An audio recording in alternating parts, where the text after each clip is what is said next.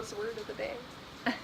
Hello, I'm Steph, this is JoAnne, and we help people like you create a life that you absolutely love. On today's conversation, we're talking all about clarity. How do you get there? So do you feel scattered, unwell, stuck, in pain, you don't know what to do next? If so, listen up.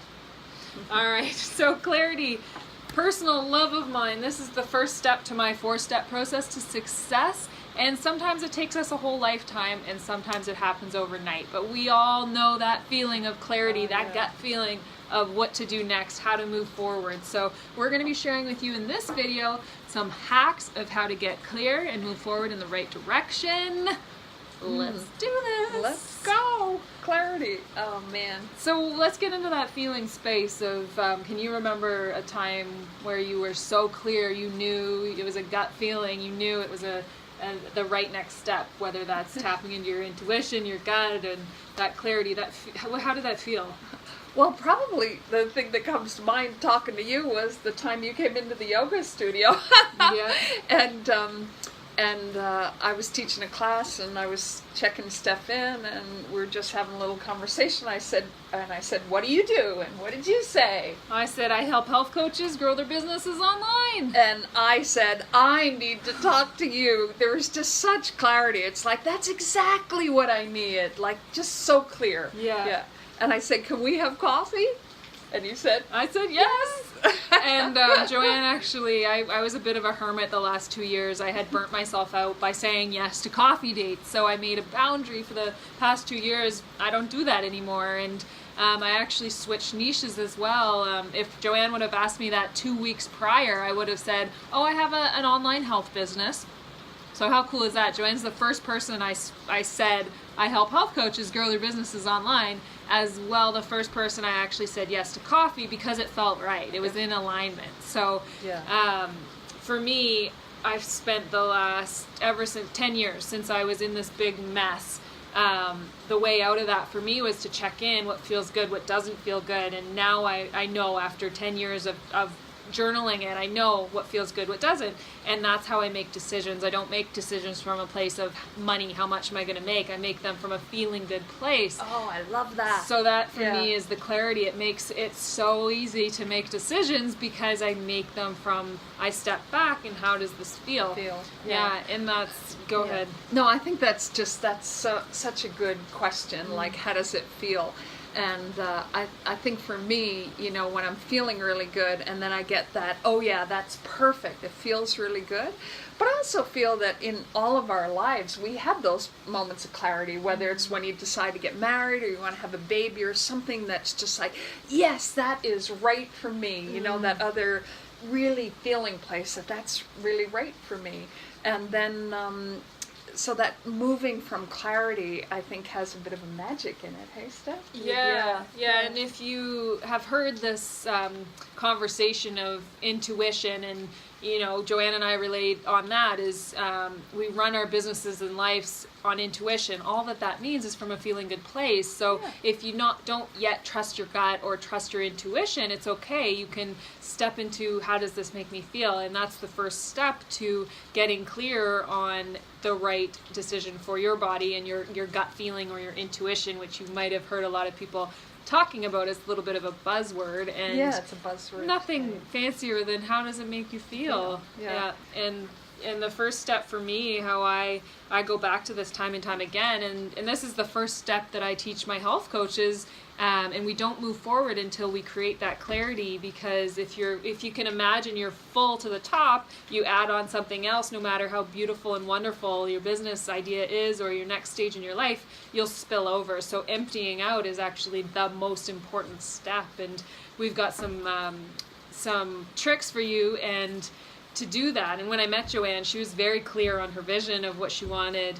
And I say that, but then she often says back, no, I wasn't. Oh, it wasn't entirely clear. So maybe even clarity is an evolving thing. Like, you know, it was clear that I wanted to teach and kind of what I wanted to teach, but not really clear on the processes. And that's where I feel that other people can help you with your clarity, and just by asking the right questions. Absolutely. Right? I think that's so cool.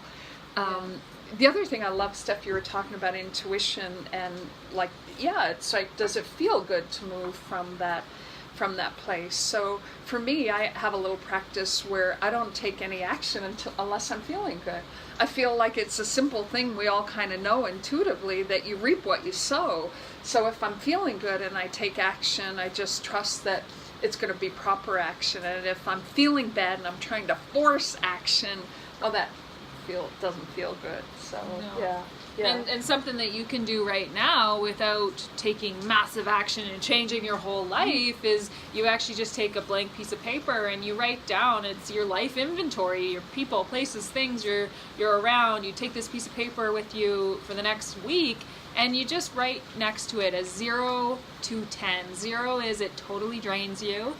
10 is you want to do it for the rest of your life. Oh, I love that. And Kind of sort of getting clear on what feels good. Yeah, I really because like some of that. us don't know. And if you're into this work a little bit already, you could do this all right now of writing down what feels good, what doesn't, and guess what we're going to let go of is things that don't feel good. And here's the key piece is if you have a job or a relationship or something massive that is low vibe, my recommendation is not to just quit it unless you really feel that's clear, but to mark it as temporary and create an action plan. That's a great idea. To pull out with control, rather than reacting with a crazy blow up, right? You're going to have 30 days, 90 days, 7 days, whatever you need, a year to create your controlled exit strategy from your job, your relationship, your whatever it is you would initially want to run from, or that 0 on your list is mark it as temporary. And here's another, I know this way too well because it's when I quit my day job. I didn't just quit, I marked it as temporary and started to be grateful for it. And I'm grateful for this opportunity that is actually the stepping stone to my deepest desires. So I said that to myself instead of, I hate this job, I can't wait for it to be over, because that vibration actually would pull my business down. But as soon as I was grateful for this 3-month contract that was allowing me to build my business, build my launch, and just launch into the right direction, I guaranteed if I didn't switch that mindset, my business, I would have been in the exact situation as I was when I was not successful, is that vibration of low. So I really do think that was the reason why I was able to take my business full time, is it was that mindset shift. So yeah, I love that stuff because lots of times we think we have to make these massive changes. I have to quit my job, but if your job's paying your bills and it's going to be really stressful not to have any income, it's probably not the best step, eh? And even starting to shift on little things. And I love the idea of looking at it as temporary. It's serving me right now, but it's not going to be that way forever. And so I really love that little practice of looking at what feels really good. Let me mark down through my day like a 1 to 10 and just start shifting the things that are easy to shift. Like, giving yourself that permission to take little steps first and look at the other things as kind of temporary. I think that's a really powerful practice, and it's not hard. And you may be able to relate with this if you are a high vibing individual already, or you have a good life. It's really hard to say no to good things, or you're living in this everything's fine land. Well, this is the thing, is you can leap forward into your zone of genius or your greatness and move out of this zone of good. So it's often harder to say no to these good opportunities than saying no to these awful opportunities. So I always say those 4, 5, 6, and even 7 you're going to have to let go of if you really truly want to move to greatness, because we don't have room for it all, and yes, we have to let go of some really good things to make room for the magic or this greatness that is the 9 and the 10 and the 11. So are you saying, Steph, you're encouraging people to kind of really go for the things that feel the best? Yes. Yeah. Okay. Yes. All right. I only know this because I was living in this place of really good. I had an awesome salary. I had a great relationship. I had my business running on the side. My full-time job allowed me to run my business. It was a good life. I had no complaints, but I knew there was a little bit more. So I had to say no to an awesome salary job. I had to say no to making $150 an hour as a dietitian. I had to say no to these things that on paper looked good.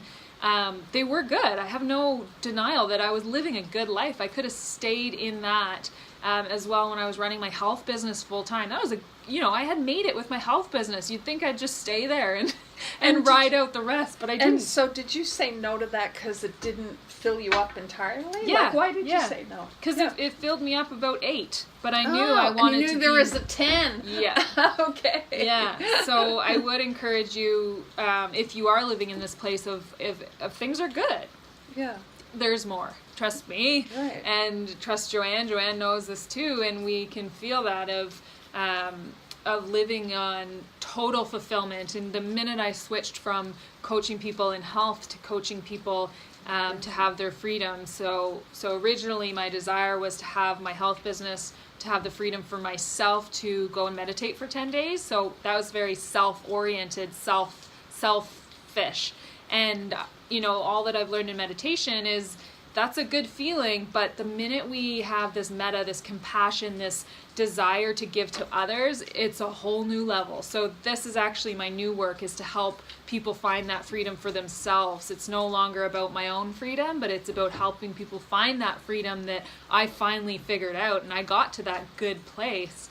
So now it's this bigger leap for me. I love that. Like that, to give I think as humans, like we get to a place that's good, but then we feel we don't have permission to go bigger, right? Yeah. And I think to be human is to desire more, and to desire more abundance, more adventure, rather than judging yourself about that. Like me, there is always more places to go, infinite. Yeah. So that's kind of a cool thing. No matter, maybe your life is really good, and you're still not giving yourself permission to take that leap to greatness. Yeah. And we have bigger society and so many things telling us we should be happy where we are. And that there should be areas in your life that are struggle, or for business perspective that you're not going to love every part of your business. You can love every part of your business. Who says? What was the question this morning on our audio? It was what did he say? He said, can you give yourself permission to feel good all of the time, and to feel abundance all of the time? I love what he said. We were listening to a podcast this morning that was very cool, and he was saying we get feeling really good, and then we have to create a little drama because we don't give ourselves permission to stay in that good feeling place all of the time.